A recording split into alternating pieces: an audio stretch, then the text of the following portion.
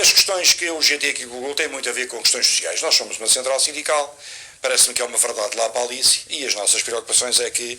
não fique nenhum trabalhador, nenhum português para trás. Primeiro, nós não somos contra, pelo contrário, somos favoráveis às políticas que o Governo tem adotado de apoio às empresas. É fundamental perceber que quem cria postos de trabalho são as empresas, que o facto da economia ter estado encerrada nos últimos meses criou uma situação inédita,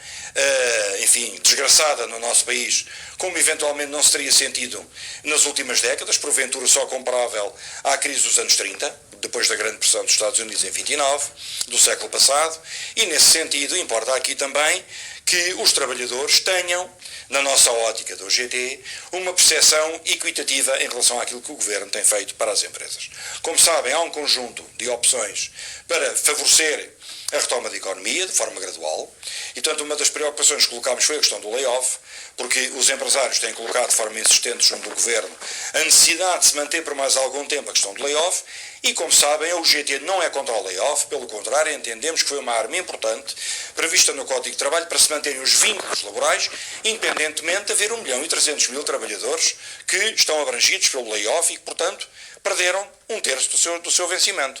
Ora, para uma segunda vaga de layoff, que é isso que neste momento poderá estar a projetar, a nossa sugestão hoje ao Governo foi que os trabalhadores não podem continuar não sei mais quantos meses, se o Governo decidir manter o layoff, seja por mais 2 ou 3 meses ou até dezembro, como já se está a conjecturar, o Governo hoje não fechou nem abriu a porta nenhuma em relação a isso, irá analisar os recursos disponíveis, e nesse sentido aquilo que queremos dizer é que não nos passe pela cabeça, suscitar uma medida que mantenha um corte dos rendimentos dos trabalhadores em 1/3 até ao final do ano. Portanto, a sugestão que deixamos é que o ideal, e está escrito, que seria a 100%, os trabalhadores receberem 100% do seu salário. Mas também nesse sentido praticamente não faria sentido existir layoff. E então sugerimos uma medida mais mitigada, que fosse 4/5 do salário que os trabalhadores deveriam receber até ao final do tempo em que o layoff possa vir a ter lugar. Desses 4/5 significa que o Governo terá que fazer contas, saber primeiro se é possível, se há recursos, e dentro daquilo que neste momento está em vigor, é que a parte do layoff paga aos trabalhadores é assumido 70% pela Segurança Social e 30% pelas empresas. Nós suscitámos que se o valor do rendimento disponível para os trabalhadores for maior, como nós desejamos que seja, então que haja também aqui um acréscimo de despesas, de reforço de responsabilidade por parte das empresas, em que possa haver um 50-50, 50% à Segurança Social, 50% às empresas. E importa perceber que a Segurança Social não pode ficar descapitalizada e, portanto, neste sentido, continua a ser a Segurança Social, a galinha dos ovos de ouro, que nós queremos garantir que consiga capitalizar-se para os próximos anos e para as próximas gerações. É uma matéria que fica, naturalmente, o Governo de analisar, não fechou a porta à sugestão da UGT, e também dizer que há muitos trabalhadores, sobretudo precários, depois de um acordo de concertação social que a UGT subscreveu em 2018 para combater a precariedade e reforçar a negociação coletiva, verificamos que antes das empresas que recorreram ao layoff fazerem o seu pedido ao Ministério do Trabalho, houve milhares de empresas que a primeira coisa que fizeram foi despedir os trabalhadores precários, portanto aqueles que tinham vínculos não permanentes, e nesse sentido nós dissemos ao Governo que é importante que estes trabalhadores, que não têm capacidade por questões de temporalidade, porque não preenchem os requisitos para poder aceder ao subsídio de desemprego, que não têm neste momento nenhum apoio social. Portanto, aquilo que suscitámos ao Governo, pelo menos verifica se há condições para estes trabalhadores. Por um lado, haver uma abertura para políticas ativas de emprego, com a alteração dos seus ritos normais de trabalho,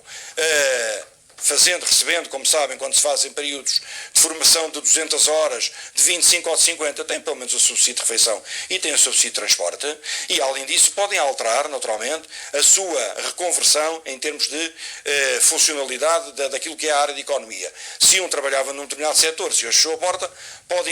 intervir noutro setor, e a formação profissional é uma arma importante. Além da questão da formação profissional, nós também sugestamos ao Governo que houvesse um rendimento, já está escrito, que já tínhamos transmitido há 2 meses aos senhores jornalistas, que era importante não ficar ninguém para trás e haver um rendimento mínimo garantido para todos os trabalhadores que foram alvo, portanto, destas situações em que não há qualquer apoio social.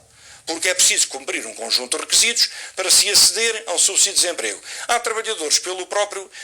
facto do subsídio de desemprego estar assente num conjunto de premissas, não têm condições de o cumprir, ficaram de fora, não têm qualquer apoio do Estado. E é nesse sentido que nós suscitamos que pelo menos um valor idêntico ao IAS, como sabem está neste momento cerca de 438 euros, e mais uns cêntimos fosse estabelecido pelo Governo.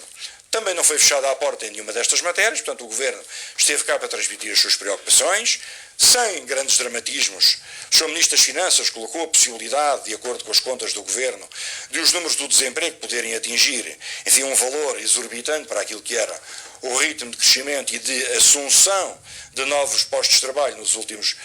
anos, nomeadamente no princípio deste ano, onde estávamos com uma margem de desemprego de cerca de 6,5%, em relação ao período homólogo do ano anterior já tinha baixado 0,1%, e arriscamos a chegar ao final do ano com 10% de desemprego, e portanto isto foi dito pelo Sr. Ministro das Finanças. Comparado com os 17,5% de 2012 ao 2013, bem naturalmente, é que a comparação nem temos ponta para onde lhe pegar. Não deixa de ser uma situação dramática para milhares de trabalhadores que estão naturalmente alvo da perda do seu posto de trabalho. Há outras situações que nós colocamos, que é o facto, por exemplo, mesmo no layoff,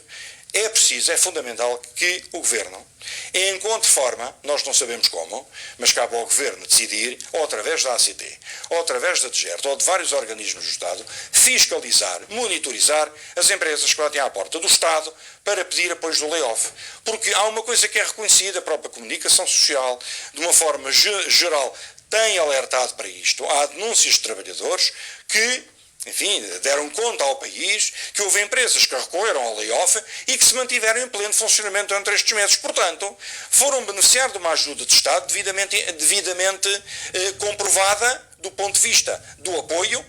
mas infelizmente ilegal, porque naturalmente não estiveram em verdadeiro layoff e, portanto, foram à teta do Estado verificar que foram acudir a um conjunto de pagamentos de salários indevido. E, portanto, aquilo que a UGT aqui colocou é fundamental criar contraordenações e penalizações para as empresas que abusaram, num momento difícil do país, abusaram daquilo que é o princípio da boa-fé e da confiança em relação ao Estado. Portanto, uma monitorização mais efetiva e, se é necessário, mais inspectores para a Autoridade para as Condições de Trabalho, pois cabe ao Governo tomar decisões e enriquecer de recursos humanos e logísticos aqueles que podem fazer esta fiscalização. Carlos Silva, secretário-geral da UGT, depois deste encontro com o Primeiro-Ministro, agora estão a ser ouvidos os patrões, continuamos a acompanhar esta ronda de